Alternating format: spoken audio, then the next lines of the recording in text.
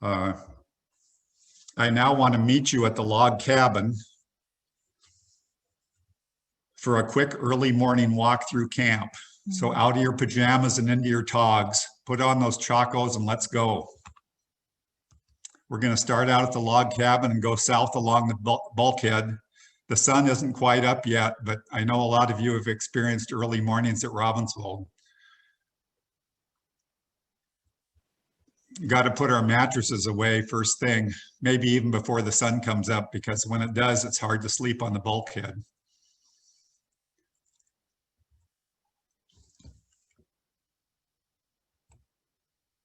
Moving south along the bulkhead in front of Forest towards Barnacle Bay. Here's the big slide we had several years ago. I wanted to give you a chance to see how well it's healing up, since that was a major project for the highway and the camp. We're arriving at Barnacle Bay. The sun's just peeking over the horizon. Nice light in camp. 2 seals to greet us on the Barnacle Bay rock.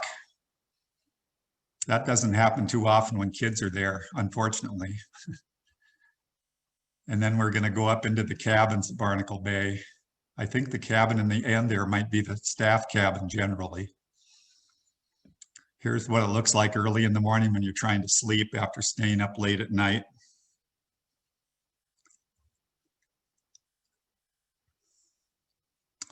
And here's a place to wash your face and get a drink before the day starts.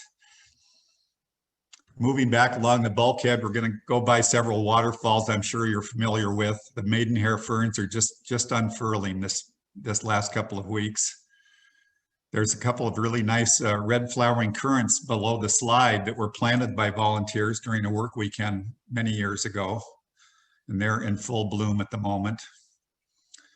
And on the next waterfall, there's red elderberry blooming above the waterfall, which is really nice. Coming up Forest. Forest Cook Shelter, I've always said, has the best waterfront view of any building in camp, or maybe any building on the canal. Love that view.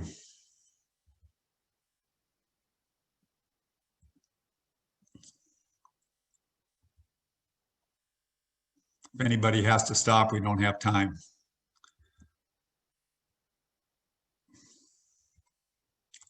This is the kinnikinick that volunteers planted that's holding up the crumbling rock wall in front of Forest, and it's in full bloom right now.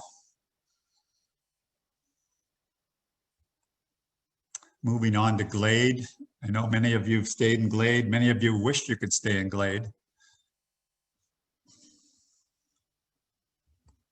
And there are those windows that Tuna was referring to that were so generously given by a number of donors that funded the remodel of the staff house or the health house.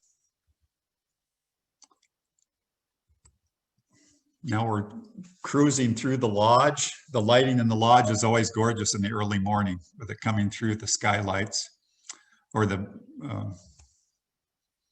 onto the staff house.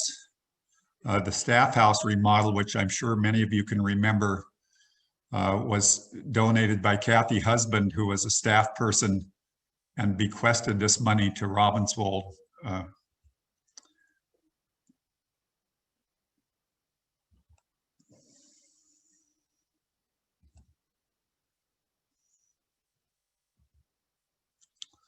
And here we have another daisy picture looking the other way from the same field of English daisies that might ordinarily have been trampled.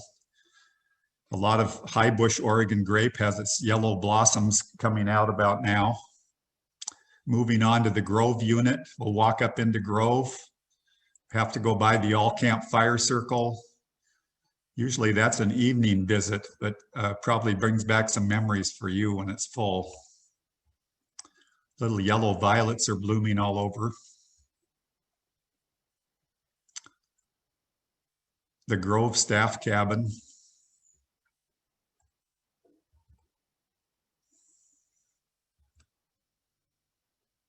The boathouse loft.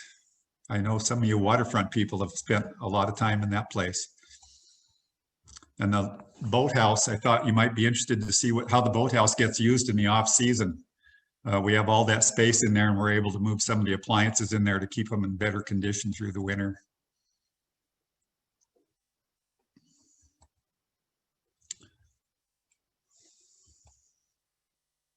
the cedar ledge shower house. Pretty cold for showers right now, but we've had colder days in the summer.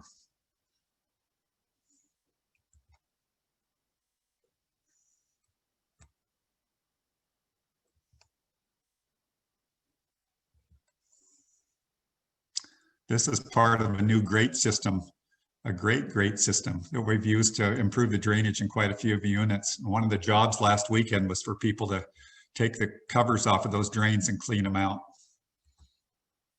This is the new Biffy and cedar ledge, replacing the one that we saw demolished. Maple blossoms. And back to the log cabin in a different light.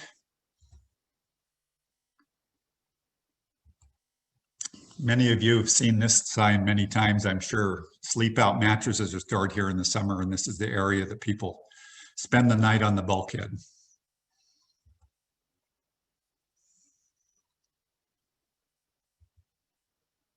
Salmon berries are blooming also. This is up just above Little Creek. Here's the Little Creek Lodge, and I wanted to point out in this one that you can see the tree leaning in the background, and I may have mentioned this the last time we spoke, but we're having an issue right now in that those two large cedars are failing and starting to tip over real slowly, and we've had to close that area for safety, and we're currently, actually Jesse over the last 6 weeks has been working with all kinds of people to try and get someone to take care of the situation, and it turns out it's going to be pretty expensive. Because the trees are already splitting at the bottom, and it's a very dangerous situation. They aren't headed for the house right now, though. Now we're going through Fairies Dance and down into Cedar Ledge, or Enchanted Forest, across Clay Creek. I guess we have to go back to Little Creek. I thought some of you might appreciate every CIT class since 1984 has a plaque on the wall in Little Creek. And these are just a few of them, and you probably would recognize them if you were one of them, but otherwise it's pretty hard to read. Now we're going out towards Fairies Dance, towards Enchanted Forest, and the amphitheater.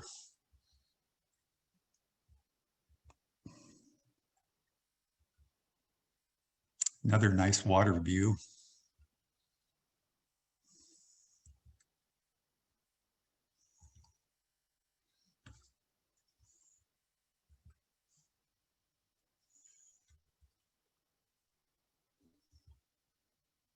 Now we're back at the parking lot. There's a really nice set of waterfalls right above the parking lot. They also have a lot of trilliums up around the parking lot, which are blooming right now. And in closing, I want to thank you again for your continuing support of Girl Scouts and Camp Robbinswold. I know that you all appreciate the life-changing impacts this kind of place and these kinds of programs can have on children and adults.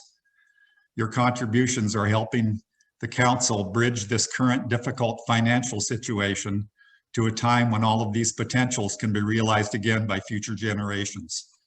Thank you again.